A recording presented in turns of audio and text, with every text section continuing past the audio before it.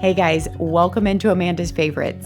You have been asking for several years now for a full unfiltered review of the Common Planner. Well, today I'm delivering, and we are going to answer the question, does the Common Planner live up to the hype? Now, I've done an unboxing of the Common Planner already because when I got it, I was so excited to share all my first thoughts of it straight out of the box. So if you haven't checked that out, you're going to want to see that video. It's just a couple minutes long, but I would say take a break, pop down and watch that video first, and then come back here. So we're going to link that in the description. Now, I picked the full year A5 vertical Common Planner because it's the closest to the Hobonichi cousin, and I wanted to be able to do a comparison video also. And since then, I've also gotten in the Journey Planner by Nisha Fernando. I've gotten in plans in vertical and horizontal from Just Scribble. And I've gotten in 3 different Aura Estelle planners. We are going to have a massive comparison video, you guys, of all these Tomoe River paper planners coming up in January with pen testing in every single one, plus just looking at every single detail and how they're laid out and comparing them. So that will be coming up in just a few weeks, and I'm excited to be able to do that big video for you. But today we are just going to be walking through the Common Planner, and I'm going to give you my thoughts on it. I have written some things in it. I was almost going to use this as my 2025 planner starting the year,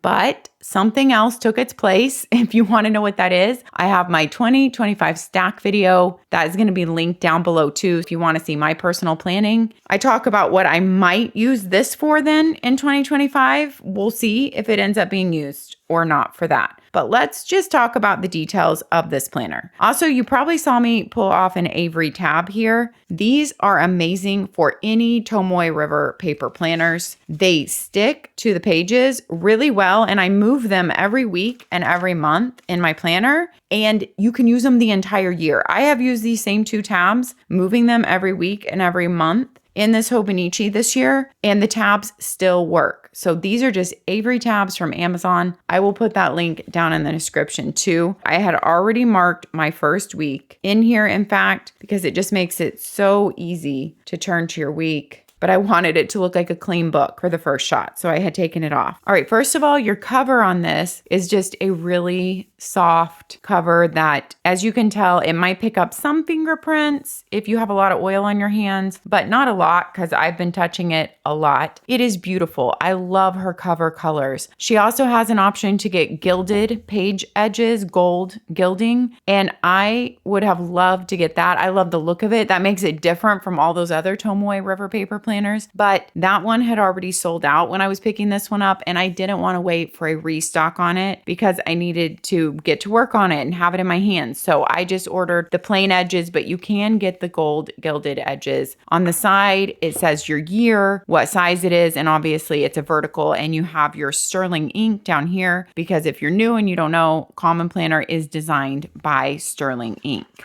Your cover is pretty thick, but it is nowhere as thick as like a Hobonichi cover. So if you are familiar with Hobonichi, you know how thick these covers are. They are like the thickest cardstock you've ever had. I know they're called something else. They're not called cardstock, but I really love these Hobonichi covers because they are just the right thickness if you're having a paper cover, and the spine in it just work so well. Personally, I would love the cover to be a tiny bit thicker. It's very durable, but also it has a different spine than the Hobonichi. And I feel like this is the first thing we should talk about is that in the beginning, it does not lay completely flat. That is something to know. Like it just will not. You're probably going to have to grab a clip if you're going to want it to like stay open when you're writing in it, if you don't want to have to hold it. And why I can't do that with that hand. This clip is kind of hard to open.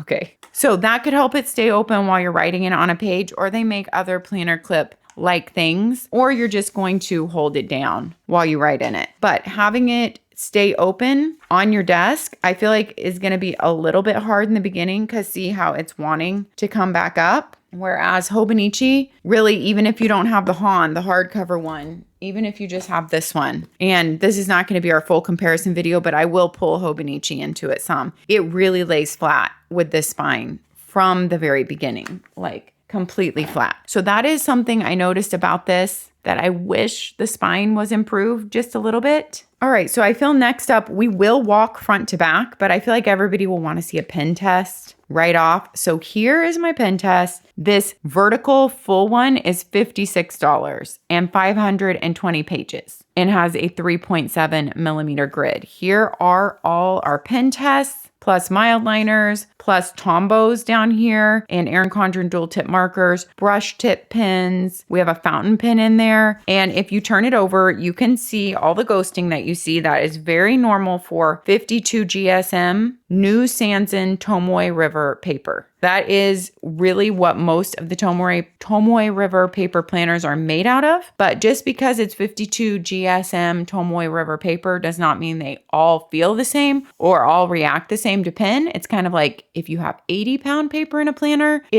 all 80-pound paper is not the same. So in this planner, also I want to make sure to mention there are no holidays and there are no moon phases. Okay, so that is a look at how your markers, how your Tombows, how everything looks ghosting, but absolutely nothing bleeding through. And that is why I usually in the past have not loved to plan in Tomoe River paper planners. Most of this year has been just memory keeping in my planner, because when I turn to a new page, I'm a really messy planner and I need to mark everything out, right? But if you're marking on everything, you can see if you turn to a new page, you're already seeing all this ghosting from the week before. And that makes me feel like my new week is already messy, and doesn't give me a clean slate. You can see how that writing looks from the week before. So since I haven't written all in this planner, I'm just going to show you that in the Hobonichi, but it's going to be much the same in your common planner. So that's something you have to be okay with, seeing all that writing starting your week. It's something I don't mind at all for memory keeping. In fact, I love the way the pages crinkle up and everything gets written on, and it feels just lovely. It feels like memory keeping.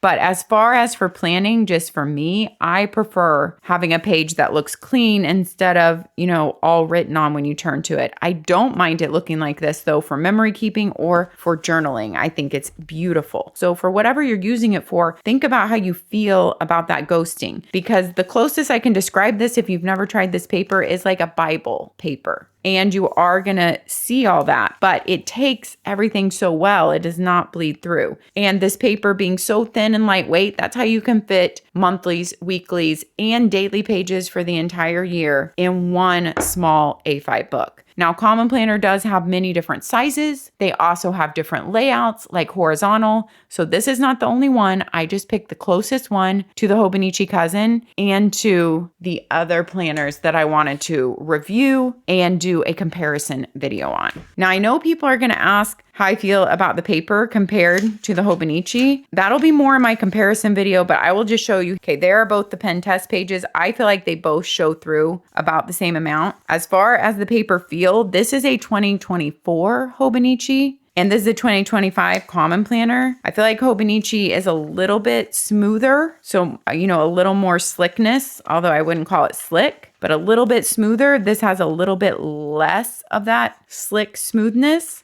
but very close to each other in feel and in thickness. Just this one definitely has the more smooth, slick feel. Now, I've heard that the Hobonichi paper for 2025 got a bad batch. I haven't researched a lot on that of the Sanzen paper. So if you guys know anything about that, please feel free to drop it in the comments for all of us. And as you can see, the grid back here on the back pages is about the same color as in the Common Planner. It's really just the colorful grids for your months are going to be really different than your blank pages here because they're color, but I think the color is about the same on them. The darkness, of the grid of the ink. I think the only thing that's different is the weekly Hobonichi grid is definitely a tiny bit darker, but now I'm thinking maybe it's not, maybe it's just the numbers and these lines. Because the lines are definitely dark compared to the very light lines here. And the numbers, they're just more of them. And so they feel more in your face. Okay, let's start our full walkthrough. That's just a free sticker that came with your planner. This page is a little bit thicker, this front page. Then you have the Common Planner. You have a look at 2025. It's a Monday start on your year at a glance. there, and she does tell you the number of the week all throughout. Then you have 2 blank pages, and you can see with how thin these pages are that you can see through the pages to the 2025 and to the grid on the next page. So that is something to think about when you're purchasing any one of these Tomoe River paper planners.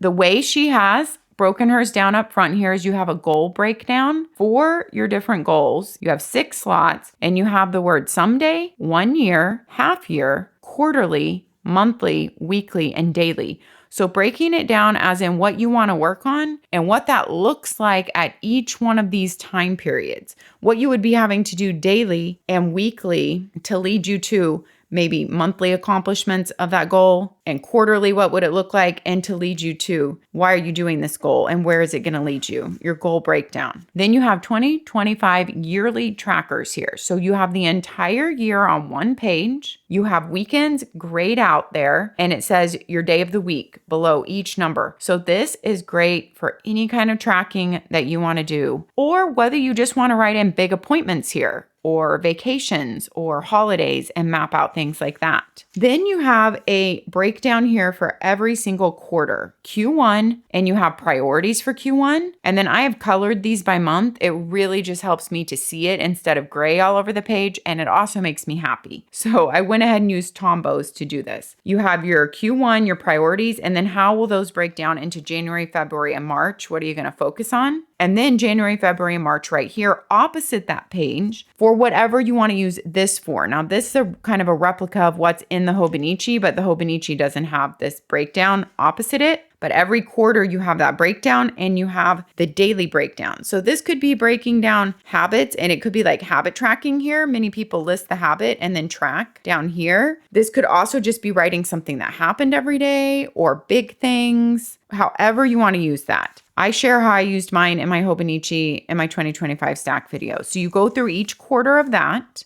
Then you go into your monthly layouts. I did use some thin washi tape up here because I feel like it just brightens the page so much. And I colored in and matte pencil the days. And I love to block out my Saturday and Sunday on monthly calendars where you're doing a Monday start, because for a lot of us who are used to a Sunday start, this helps wrap my brain around to tell me this is the weekend, so I'm not writing things in the wrong spaces. As you can see, there are 6 boxes here, which I know people are going to love because you're never having to split your days ever with the 6 weeks. You have the week of the year that you're on, really tiny right there. You have a list space here. You have your very light graph grid. And then you're coming in and going out of the month is a very light gray, and it's a darker gray on the month. And as you see, there are no holidays and no moon phases. So at the bottom of your monthlies, where you don't need that extra row, you only have 5 slots. But when you need the extra row, they add in the 6 slots for you. So you'll have extra space at the bottom of your monthlies when you don't need the 6 rows. And I love throwing washi in on the months in these planners where it looks very businesslike. It just adds so much. So all your months are up front here, much like in Hobonichi. And so you go through all of them. When you get to the end of all your months, you do get January 2026 for pre-planning. And you can see kind of how writing looks coming through there. Then you're going to go into all your weeklies. So it is organized just like the Hobonichi in that manner. Your weeklies, you have 6 a.m. to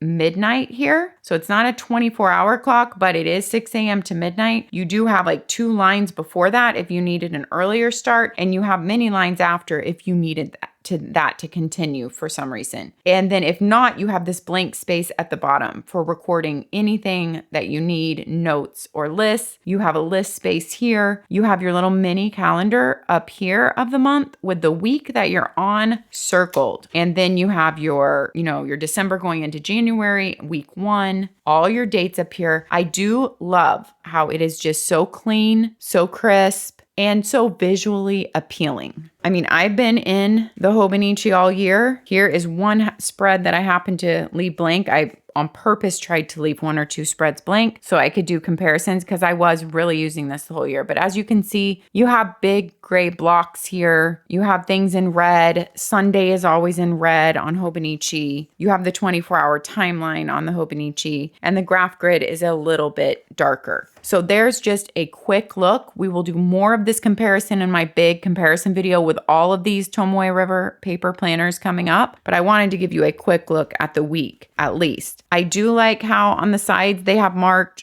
every single month in your weeks, so it's easy to flip and find like a certain month that you're looking for something in. That is a very nice addition. I did write some things on this next page so you can see how it might look if your week gets filled up coming through to the next week. It's something you have to be okay with, and you're just used to it, and you do get used to it, and you do accept it. Right now, I am actually using the Hobonichi. I've been using it through mid-October, through the end of this entire year for my weekly planner, and I talk about that in my stack video too. I personally don't use the timelines in here, so I just put big events or timed things up at the top, basically, so they stick out to me for the day, and then it just lists as a daily list there and my weekly list. I do love how there is space at the bottom here, and the times don't go to the bottom to add lists or notes or a little washi tape just to liven it up, because there's not room up here for a full washi strip. So this would be the only place that you could add it in. But I do love the clean look of the page. For me, the page completely wins compared to the Hobonichi page, because if you want to add washi and stickers and make it pretty, especially if you're journaling or memory keeping, or even if you're not, it's just less visual clutter to me, and it just looks more aesthetically pleasing. So the Common Planner definitely wins for me in that realm. So then you go through all your weeks, and then you're going to get your daily pages. Now, daily pages in the Common Planner are not dated. So as you can see, that's how it would look like if you're journaling in here. I wanted to do a little bit of writing, a little bit of journaling, so you could see how if a daily got all full, how it would look coming through the paper. Common Planner has left these pages undated so that if for a day you need to use 2 pages, you can. And or if there's days you don't need to write anything, then that day is not just wasted, because you can always use the pages for something else. The pages back here are numbered, which I really love. They're not through the rest of the planner,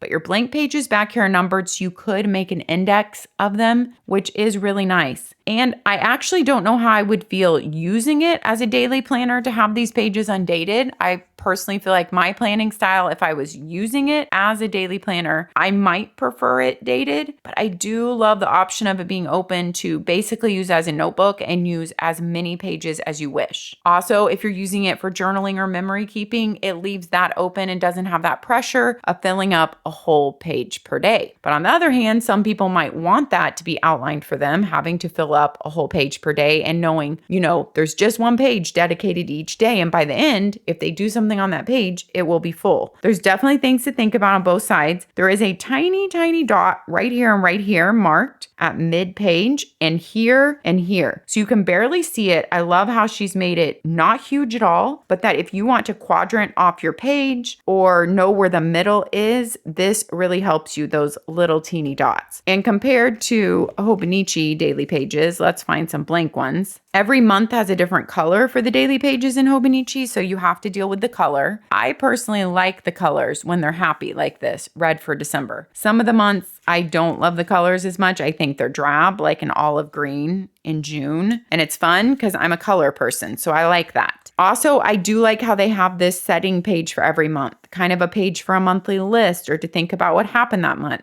or to journal about that month. Like every month has that beginning set page. You have moon phases on here. Every page is dated. You have your little timeline even up here if you want to use it with like a little midline. You have some top boxes here, the monthly. And then you have these quotes, which for the main part, I think annoy everyone. And you can put washi tape over them, but then the washi tape doesn't cover them perfectly. And then it's kind of like a quote sticking out. I wish definitely those were gone. So that's a big difference in the daily pages from the Hobonichi to the Common Planner. But that takes you through the Common Planner. It is just blank pages. And as I said, I used my Hobonichi this year a lot for just memory keeping and for brain dumping at night and kind of thinking about the next day, not necessarily my planning, but at night when I just want to get things out or write what happened for the day. And I might end up using the Common Planner that way. If you want to hear all my thoughts on that, watch my 2025 stack video.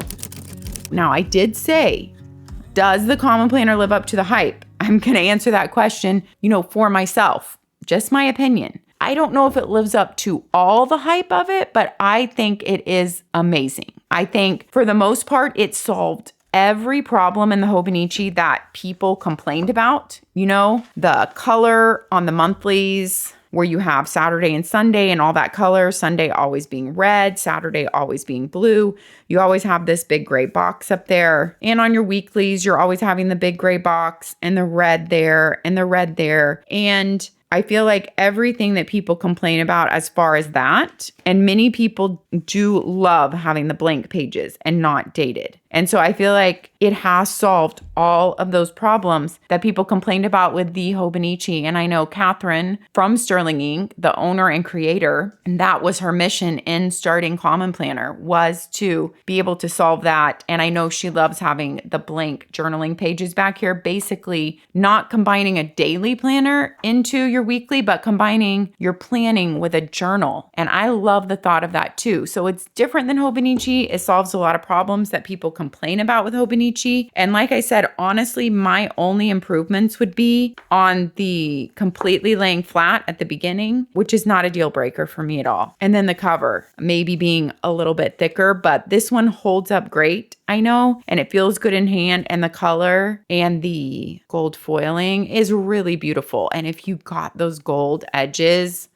oh my goodness, they look stunningly beautiful. And I think for a journal or memory keeping would be perfection. If you are only looking for a dated daily planner or a dated daily journal type of thing, she did come out with, for the first time this year, a dated daily. So definitely, if you're interested in the Common Planner, you can check out all that she has to offer. But I would really love to hear from you guys down in the comments. Let's have a conversation, you guys. I want to hear what you think about the Common Planner, whether you've tried it or not, whether you've tried it, against Hobonichi or any of the other Tomoe River paper planners. Tell me all your thoughts, because I am definitely not an expert in the Tomoe River paper planner world. Thank you for being here and for spending your time with me, you guys. There are so many places you could be, and I really appreciate it. As we are in one of the busiest months of the year, I really do hope you're taking care of yourself so you can take care of others. And remember, you're doing your best. We are all only humans. We can only do so much. Celebrate what you have done and move on to the next thing, and look around and count all your blessings. Thanks for being here, guys. We'll see you next time. Bye-bye.